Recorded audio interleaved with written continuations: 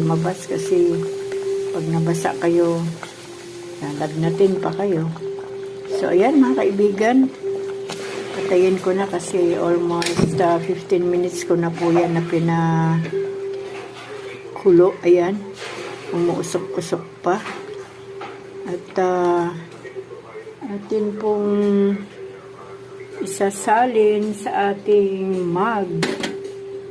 Gusto ko pag yung gusto kong uminom, iinom ako agad kasi kapag pinagpaliban mo, parang tatamarin ka na. Ayan.